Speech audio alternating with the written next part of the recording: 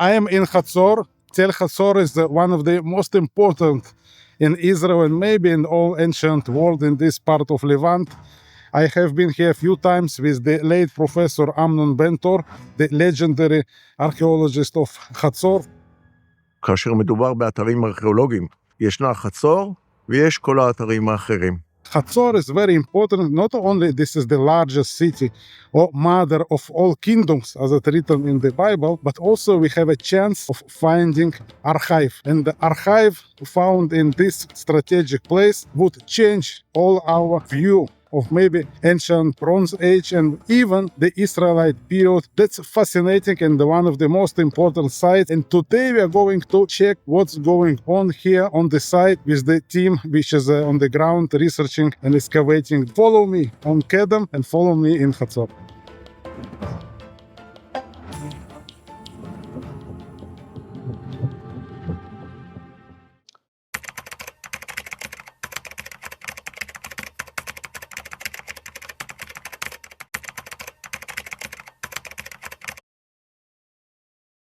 So here we stand in the eastern part of our area M, one of our main excavation areas.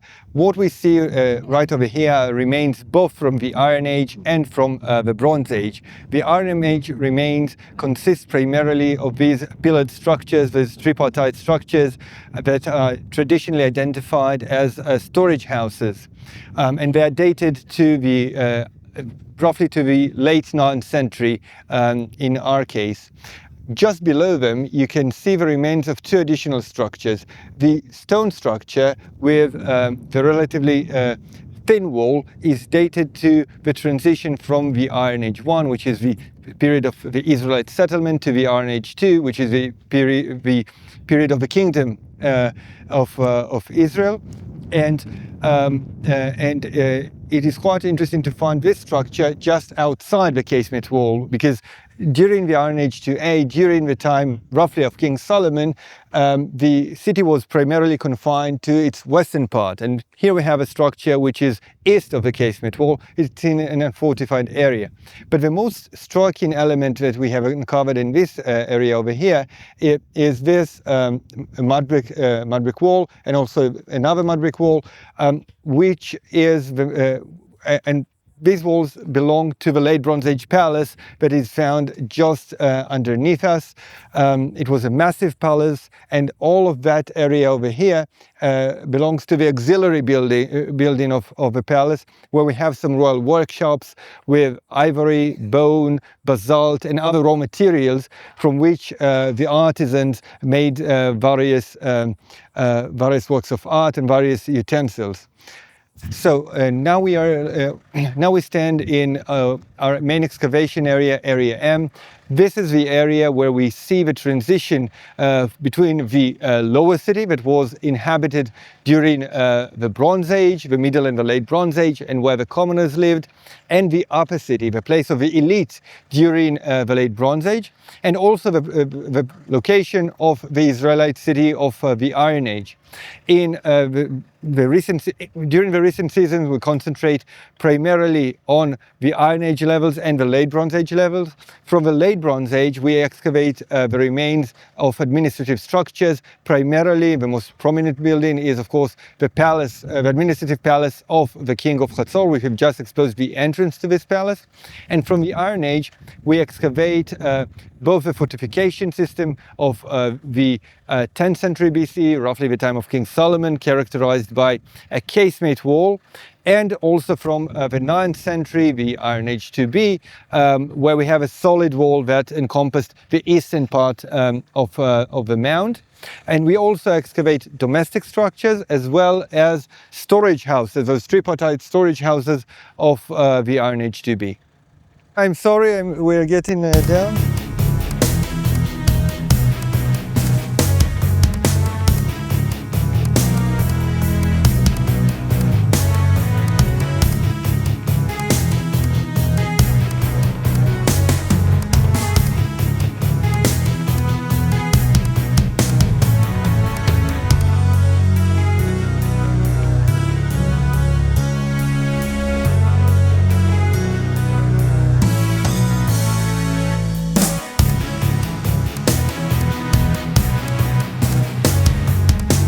Okay, so now we stand on the staircase that leads to the administrative palace of the king of Chatzor during the late Bronze Age. We have 9 steps. They're made of basalt. That's exactly how they were found. It's not a reconstruction, that's the original. Only that stone at the edge was found nearby and was replaced. But otherwise, that's how the staircase was found. At the top of the staircase, we have 2 pillar bases. They have a conical shape, and what's amazing is that the stairs fit perfectly with the pillars, both in terms of a section of the stairs, which is trapezoidal. You can see it very nicely over here, but also in the sense that the upper part of a stair below the pillar already is designed already as the bottom of a pillar to fit it with it perfectly. Right over here you can see the depression where the pillar itself made of wood have stood, and right over there you can see the charred remains of the pillar, of the wooden pillar. We were able to remove most of it in one piece, but here we have some additional remains, and we already get some hints of the continuation of the palace. Right over there we have a nice line of orthostats that was exposed during this season, and they reflect the monumentality of that palace and the massiveness of the construction. What is also quite striking is the destruction debris that we see just behind the staircase that symbolizes the fierce destruction that the palace underwent. You can see those mud bricks that collapsed from walls that probably stood right over here. They got those colors due to the intense burning, because construction back then was with unfired mud bricks, and they were fired during the destruction. So it may be the destruction done by the Israelites? Yeah, in my opinion, that was destruction done by the Israelites, or the proto-Israelites, if you wish. And what is also interesting is that just beyond the last step, we have a layer of crushed chalk with a superimposed layer of charred wood that would suggest a wooden floor. And what we know is that wooden floors were placed only inside structures, not outside structures. So we understand that we're already inside the palace, not on our route to the palace. And in the next seasons, we expect to excavate the halls of the palace, and hopefully we'll have spectacular finds that come to light.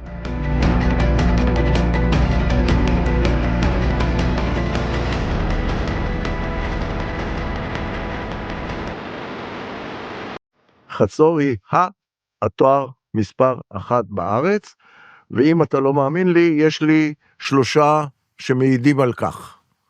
נתחיל במקרא. במקרא, בספר יהושע, מוגדרת חצור כראש כל הממלכות האלה. במילים אחרות, חצור היא האתר הכי חשוב בארץ, ספר יהושע. ספר שופטים, בזמן סיסרא, מדובר על יבין, מלך כנען אשר ישב בחצור.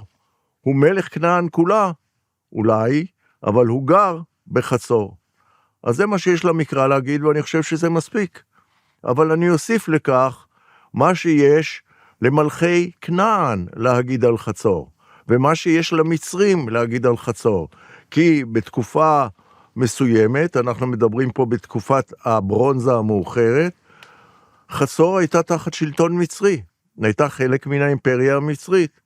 והנה מלכי כנען, מלכי מדינות הערים בכנען, חייבים לדווח למלך מה קורה, ולהעלות מיסים וכל כיוצא באלה, ויש חליפת מכתבים, או לא חליפה, יש צרור מכתבים שמלכי כנען שולחים לבעל הבית, למלך בחצור.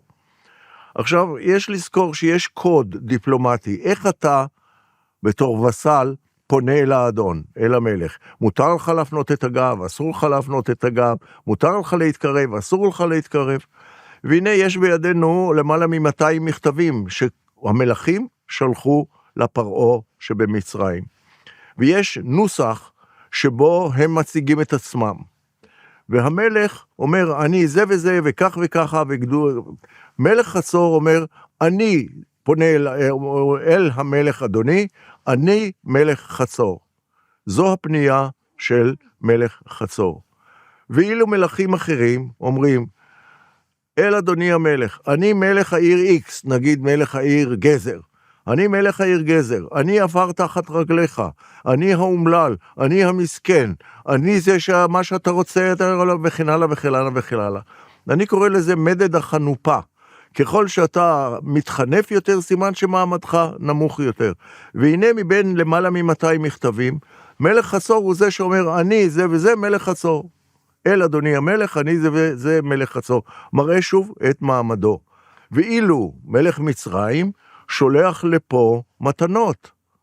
מלך מצרים הוא היחיד קודם כל שקורא למלך חצור בשם מלך, בעוד שלכל האחרים הוא קורא האיש של, השליט של, מראה את מעמדו, והוא שולח מתנות.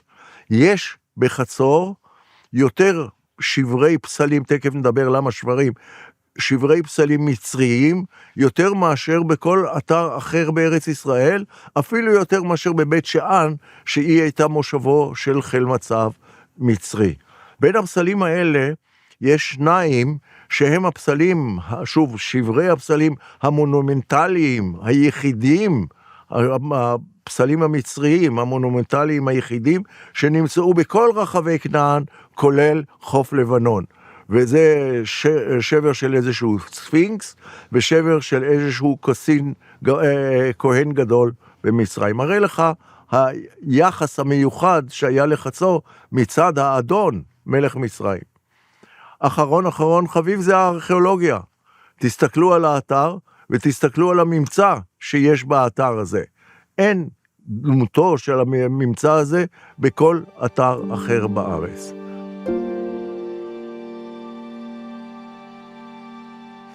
Okay, so here we stand just at the entrance to the upper city.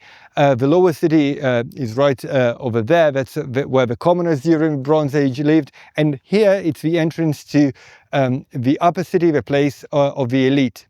And this entrance compound is quite striking because, first of all, you can see that it was paved by those basalt slabs. It's very unique because back then to create such slabs required a lot of energy, and the tools that they had were of bronze and of course of stone, but they didn't have iron tools yet. So it required a huge investment of effort, and we have very few parallels to such pavements. And as you notice, this pavement is very dark, and actually this hall was roofed, so it was a pretty dark hall, the light entering from the north. And on this podium over here, which stands in a recess in the rear wall, we have 4 drilled depressions on which one could anchor a chair or a wooden podium, either for a statue or for a person. So anyone who would be entering the upper city would have to acknowledge the importance and legitimacy of the ruling class and perform a ritual just in front of that podium before they continue. Clearly, as it all took time, people probably queued outside until they were allowed in, probably standing in the sun, in the very bright sun of Chatzor, until then they suddenly got into this very dark hall. And from here, they could continue to the main paved courtyard, which served as a junction in the upper city. One could continue in either to the royal palace, to the auxiliary buildings, or through a staircase in that building to other structures in the upper city.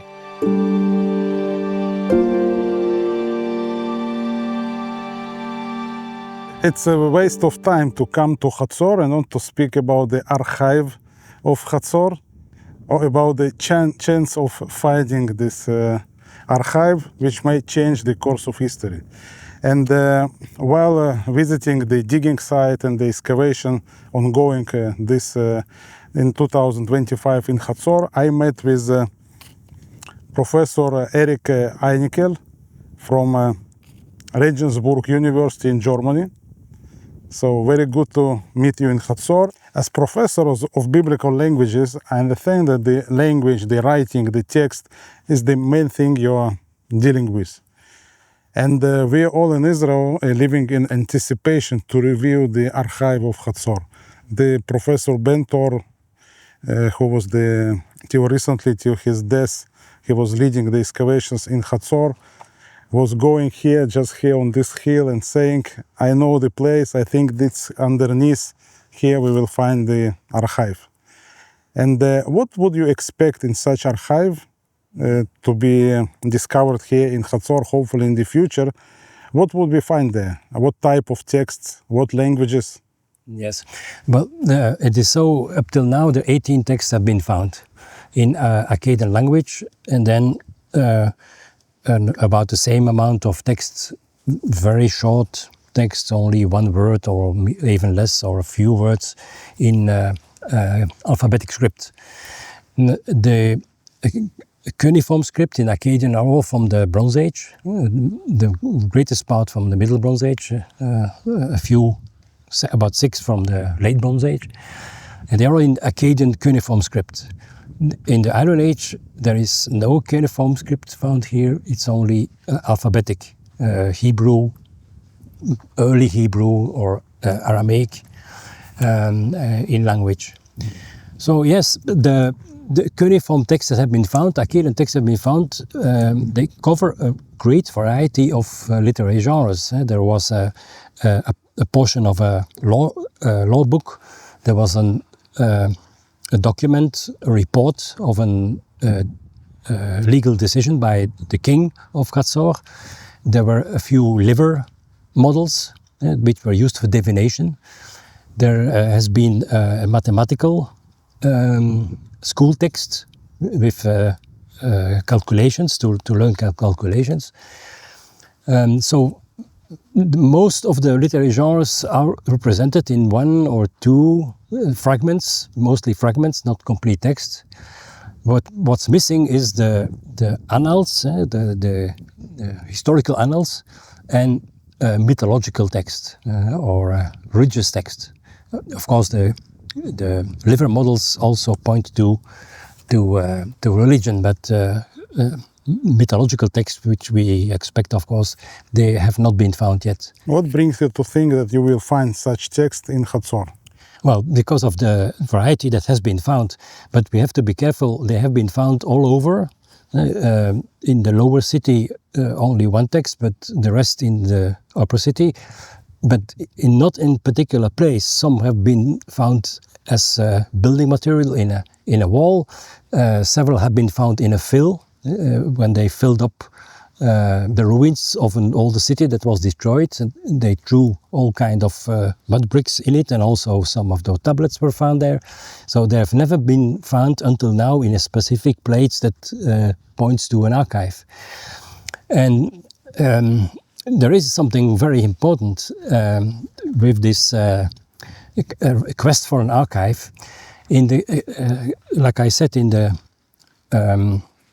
Bronze Age, they used Canaanite as writing language, although they spoke a sort of proto-Canaanite language. They didn't use Akkadian as spoken language, but as written language, which is not unusual. Akkadian was the literary language of the time, and all civilizations in this part of the world, they use Akkadian. That's nothing nothing unusual. Yeah. But when after the so-called Late Bronze Age collapse, the Sea People arrived, and there was a movement of population from Egypt up to the north of Turkey. It led to the new constellation of the population. The Sea People mixed with the people who lived there. There were movement of population, and also the city-states from the Bronze Age were replaced now by tribal constellation, and the tribes of Israel or the tribes of the Arameans. So this is a big difference, and this big difference led to also using another language. They decided not to use Akkadian anymore, not to use cuneiform script anymore. They decided to use the alphabetic script, Proto-Canaanite alphabetic script that already existed a few centuries at the time, but was only sporadically used. But then there came a decision, and we don't know why, but came a decision in the whole area to use an alphabetic script. The consequence is that the older literature, the Akkadian literature, was no longer readable. And I compare this with what Atatürk has done in Turkey. In order to modernize Turkey, he changed the script from Arabic to alphabetic script. The language remained the same, but the script was different. Now this is of course a major difference. It means that people who don't know this Arabic script anymore, they cannot read the older books. The older books are inaccessible. Now the change from cuneiform Akkadian to alphabetic Canaanite is a much bigger change, which means that all those cuneiform tablets were unreadable. So now the question is, what did the people, if they found it, for instance by building houses, they dug in order to make the fundaments, they dug into the Bronze Age layers, and if they found it, what did they do with it? Did they leave it where it was? Then we can find it, we can excavate it, but maybe they removed it because for them it was unreadable. It was something in a language that they didn't know and a script that they didn't understand. And yeah, one has already been found as building material in a wall, so maybe they used it to build the houses and to build, or maybe they used it for another purpose. Professor Wasserman from the Hebrew University was here a few weeks ago, and he said that it was a practice, or in Mesopotamia, to sometimes recycle clay tablets, to put them into water so that they became soft again and that they could be reused and rewritten. So there are different possibilities. My professor of Akkadian in Leuven, where I studied, Paul Naster, he said that when the farmer discovered the first tablets of the El Amarna archive, he used them as fertilizer. He threw them on his field and threw water in it, until somebody said that he should sell them to an antiquaire because he could get much more money for it. And then he did so, and then the archaeologists came and they discovered the whole library or the whole archive of Tel El Amarna. So there are several options, several possibilities that may have led to the destruction of the archive. So I don't say that I want it, absolutely not, and I don't say that I'm sure that it doesn't exist anymore, but it's a possibility and we have to consider it. So maybe the archive is gone. If we would find the archive of the Bronze Age, what language it would be written? The Akkadian, probably, yeah? Yes, Akkadian. And what type of text documents do you expect to find in such an archive? Yes, like I said, more of the ones that have already been found. That is the juridical documents, school tablets, because learning to write was a very important element of the profession of writers. They had to copy tablets, copy them all and over in order to learn the signs and also to learn the words and also to learn different expressions. Because the writers at the time, there was of course only a small amount of people who could write, very small amount, but they had to do everything. They were the notaries, so they had to make legal documents, they had to read the prayers, and they had to make the annals, they had to write to write and read the mythological texts. Everything involving writing was in the hands of this small amount of people. So they needed a very good training, and therefore the school texts are very important. But I repeat that two types of texts have not been found, which are the most important. That is the annals, in which the chronological events are listed, and then the mythological religious text. Nothing has been found of this. It should be, yes. This is very important, and this would, of course, open up a whole world of the Canaanite culture. Okay, we spoke about the Bronze Age and the Bronze Age archive. If we find the Iron Age archive or Israelite period in a simple language. In what language it would be written, and maybe expect to find even documents, exchange of documents between Hatzor and maybe Jerusalem. Yes. Maybe King Solomon writing letters to ruler of Hatzor, Yes. or to his, if Hatzor was in his possession, to the ruler subjective but to King of the Jerusalem. problem with the Iron Age is that at that time they were all probability already using papyrus and parchment to write on. So therefore almost no archives has been found from the Iron Age, and because this is material that does not withstand the weather conditions. The cuneiform texts are on clay tablets, and they preserve much better in certain circumstances. So therefore, to find an archive of the Iron Age and of the Israelite period, that would be very great, but I don't believe that it's possible. The alphabetic texts that have been found now are almost all on pottery, which means very short words or sentences. This pottery belongs to this person or something like this. So that is not a literary text or. And on the walls, yes, that's probably monuments. That is a possibility, but there are very few. There is the Stele of Moab in Jordan, is actually the first and the most important, but that's outside of the present Israel. The Tel Dan Stele is a monument, but it's very fragmentary. But there was no tradition to make big monuments and with big inscriptions. What is possible is also on plaster. That one wrote on plaster with inkt, like in Terre d'Ala. There we have such an example. But this is also very fragile. And in Terre d'Ala they found it, but it was all in small pieces. It had to be restored. So the chance to find material from the Iron Age is even smaller. Even smaller, and I do not expect it. And from the Bronze Age, I hope so. But I hope we have to consider the possibility that the archive was not preserved. So we know for sure that the letters from here and from all this region reached Egypt. We know Tel Amarna, so we know for sure that someone wrote the letters sitting even here in Hatzor. Yeah.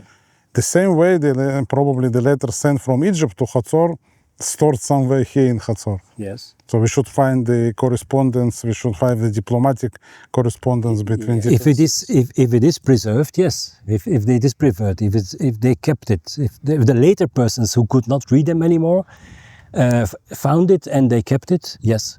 But if they found it and said, well, we cannot read this, let's use it for something else, then it's gone. Why it's so difficult to locate the place of the archive? Because it seems quite simple. Archive should be either in the palace or in the administrative building. Quite easy. Yes, it's true. In the palace of a temple, that's where but so difficult to find. We have to consider that the Bronze Age is below the Iron Age and all the other levels. So in order to reach this, one has to remove everything what's above it. And especially with the palace that we are excavating now, it was below the Solomonic casemate wall. And now this Solomonic casemate wall was of great value. So in order to take this away, to take a portion away from it, because if you take it away, it's gone forever. There was a lot of negotiation with the Antiquity Authority in order to get permission to take out a portion of this wall. To go down. Yeah, to take it away and then to go down, yes. And to reach the period which is the archive can be. Where the archive located. can be. So we have to reach the Bronze Age in order to find something from the Bronze Age. And actually the casemate wall was covering half of the tell. And then in the time of Omri, a massive wall was built to enclose the rest of the tell, so that it would be enclosed with a wall all over. So it means there are two places where the casemate wall and the massive wall are connected. Now, it happened to be that the place where we expect the palace to be is right beneath one of those connections of the casemate wall and then the later massive wall. So therefore, what we first had to do was to clean up the other connection at the other side of the tell, and then we were allowed to take it away so that the visitors could see there how those two walls connected, because you only have to, and if one is taken away, then you have to make visible the other. This was part of the compromise. You know, you mentioned Professor Wasserman from the Hebrew University, and he was researching the Mari, famous kingdom of the Bronze Age, early Bronze Age, and the king Zimririm, famous king of Mari. But in case of Mari, big part of the archive was taken by the Babylonian to Babylon once they conquered the city. Can it be in the same in Hatzor, when the first Israelites managed to destroy the city, or maybe in the later stage when the kingdom in Jerusalem was established, they just took the archives and moved them to Jerusalem? Everything is possible. That's a possibility. Yes, it can also be like in the Hittite capital, Hattusha, where the last king fled the capital. He fled the capital and took a part of the archive with him. So that's also a possibility that the Bronze Age people, when they were attacked here at the end of the Bronze Age, that they left and they took the archive or a part of the archive somewhere else. That's a possibility. There is the example of the Hittite kingdom in Turkey. Yes, that's all possibilities, but as long as we don't find it, we cannot confirm.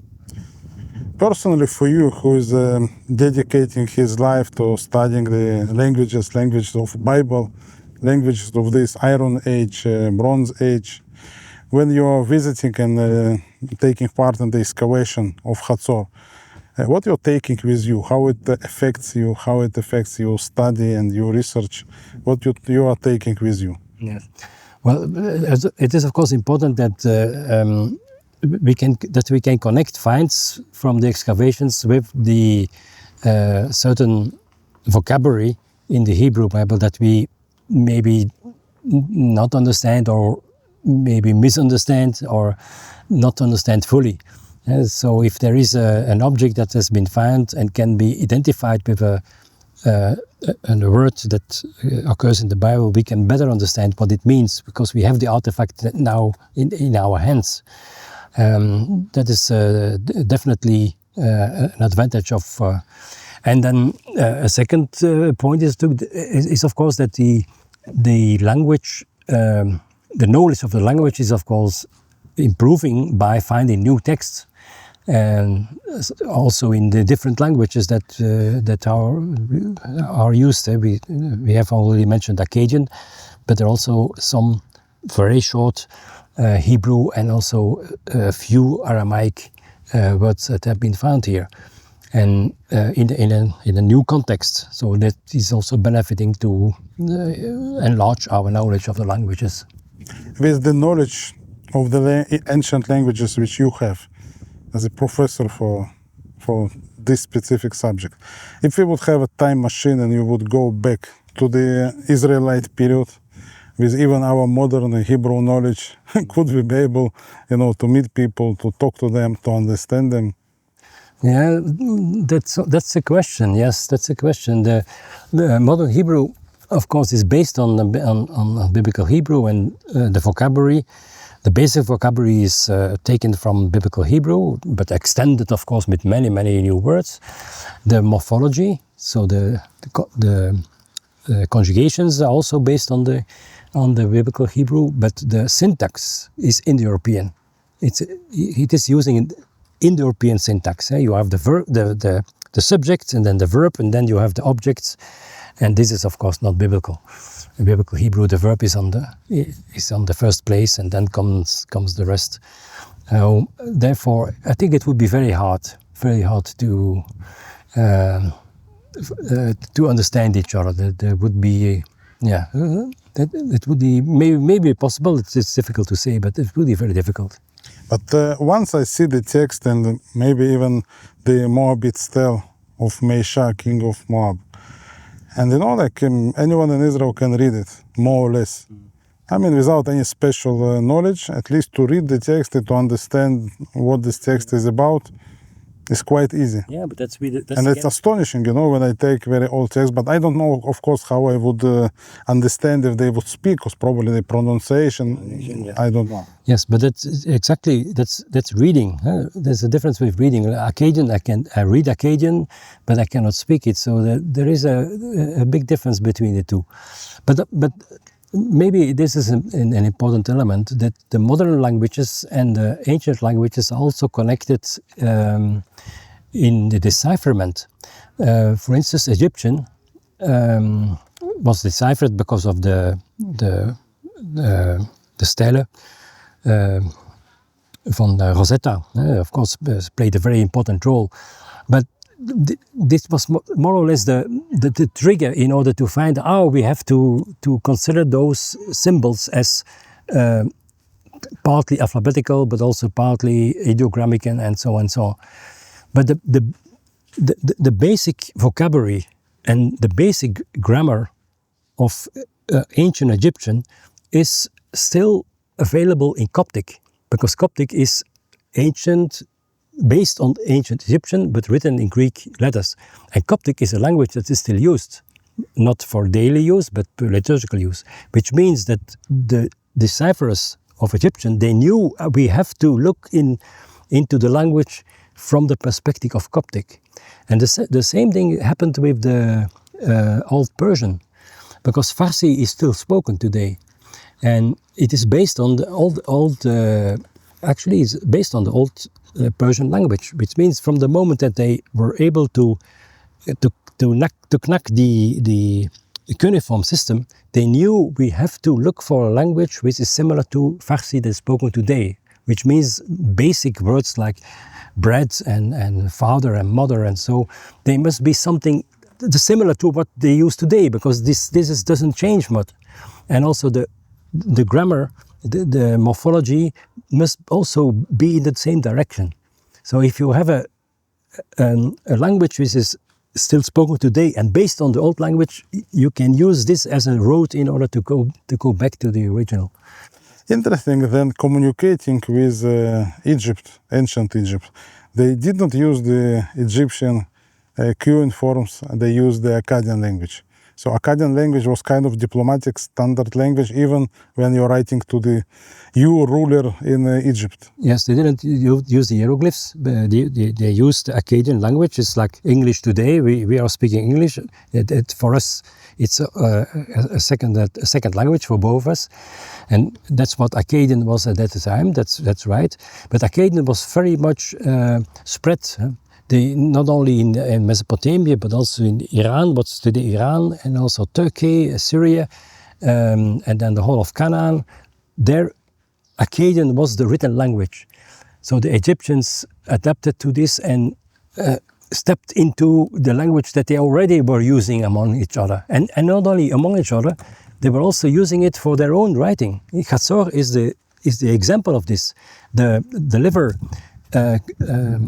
models that have been found here with Akkadian text on it, petrographically, it has been proven that they were made here. They were not imported from Mesopotamia, but they were made here. So the people who made it wrote it on it here. So they used Akkadian as a written language, although they didn't speak it. So therefore the Egyptians stepped into this already international language that Akkadian was at the time. Professor Erik Einikel from Regensburg University, thank you very much. Thank you. We are looking forward to see you again in Israel.